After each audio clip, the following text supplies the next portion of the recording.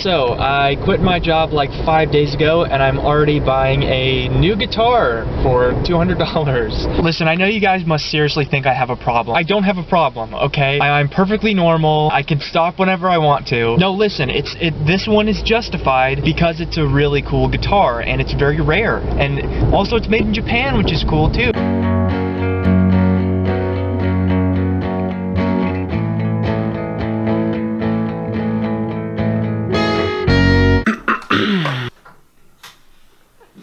Okay, ladies and gentlemen, the guitar has been secured, and let me tell you, I like it a lot. I think it's really cool. The grand reveal, boom. Isn't it just beautiful? So this right here is a 1986 Squier Bullet. Made in Japan, so it's my very first Japanese-made guitar. A little background on the Squier Bullet. The Bullet actually started out as the Fender Bullet. They only made them for like 1 or 2 years in the early 80s. Basically, it's just like a way to liquidate excess parts. So that's the reason why they put Telecaster necks on these things. And then it has like a Strat style-ish body. The original Fender Bullets that came out in 1981 had this kind of weird Telecaster-esque shape to them. But then in 82, they revamped the body style so that it looks more like a Strat. Like the body of the one that I have. Headstock, super cool. It says Squier by Fender Bullet, and it has a little star on there. That serial number there is what indicates that it's 1986. The bodies of these guitars are similar to a Stratocaster, but when you look at it closer, you can tell that it's not exactly the same. You can clearly see that the Bullet is a lot smaller and slimmer than a Strat body. You can also see the pickguard shape is a little bit different as well. Also, the Bullet has a slab body, which means that there's no like belly cut or contours or anything. It's just like one big piece of wood, essentially, like a cutting board. I actually bought this so I can use it as a cutting board. But it is actually a surprisingly heavy guitar, even though the body is significantly smaller than a Strat body. As you can see, there's also some upgraded pickups in there as well. The bridge and neck pickup are Seymour Duncans, but then I'm pretty sure the middle pickup is just a stock Strat pickup. Other than that stuff, the only other thing to really note about this guitar is that the neck is super slim. Probably doesn't translate super well on camera, but this neck is just so slim and easy to play on. Also, specifically, these guitars were made in the Fujigen factory. So this bad boy was created in a legendary factory and is now in my hands, which is pretty cool. But when it was all said and done, I snagged this guy for $230, which is technically not the most expensive guitar I've ever purchased. My Mexican Fender P-Bass was $320, I think I paid for it. But if you want to count that as a bass guitar and not a guitar, technically this would be the most expensive guitar that I've ever purchased. $230 is honestly still a pretty good deal for one of these because most listings that I see are like anywhere from $400 to $600, which is kind of nutso. And also, it's an investment. It's an asset, because the longer I have it, the older it gets, the more value it's gonna retain. At least that's what I tell myself, so I can justify spending that much on a guitar. And I do love it so far, however, I haven't plugged it in yet. This right here is my clean tone.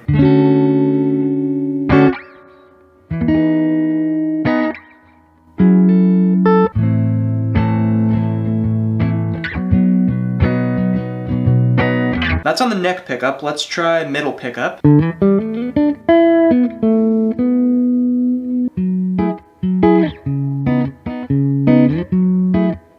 And then this is the bridge pickup.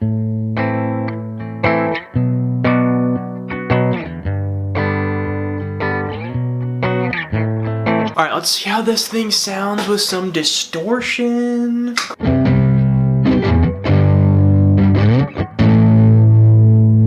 Sounds pretty good, I think.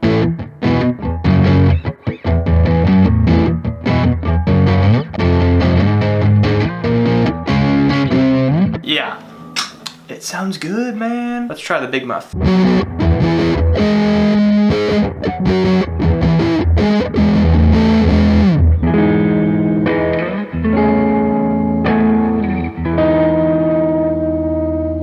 Well, it sure sounds good with basically every pedal. I like it. It's very cool. It plays like a Strat, I will say. But it is very nice having the thin neck. I will say that the action is a little bit high, but that's not something that I won't be able to fix really easily. I think really now the only other thing we gotta do is just make a little song with it.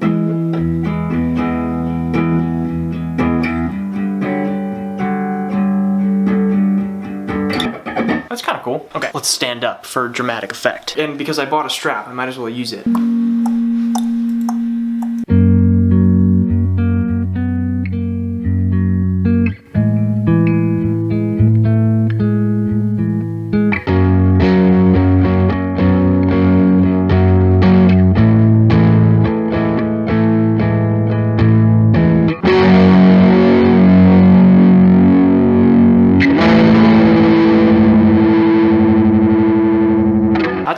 wacky and crazy.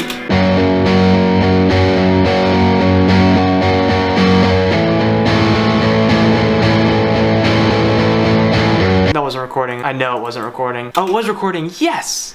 Nice. That never happens in my videos.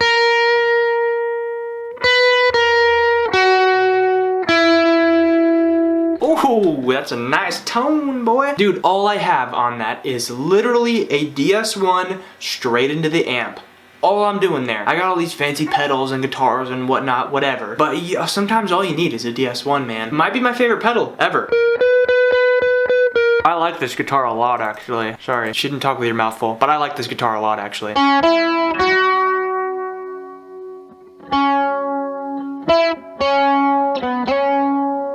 It's kind of cool.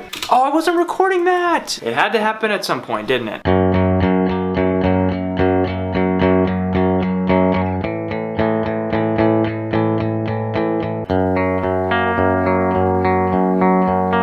I'm recording so much guitar right now.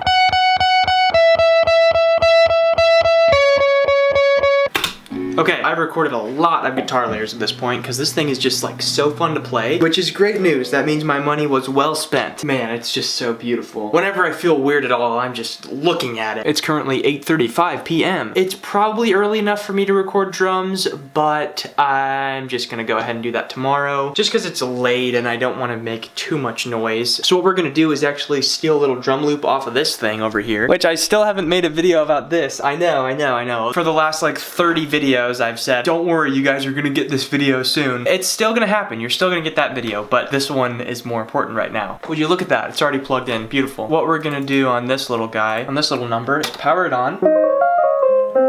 Then we're going to pick one of these presets. Alright, since we have at least some kind of drums, I can do a bass line on this right now. Honestly, look, these are kind of a perfect match for each other. Double sunburst action. That little guy's gonna feel right at home. This is like its big brother. Maybe I have lost my mind. Okay, that's pretty much it for bass. We don't really need anything too crazy and wild. Might as well, you know, never hurts to have a little shaker in there.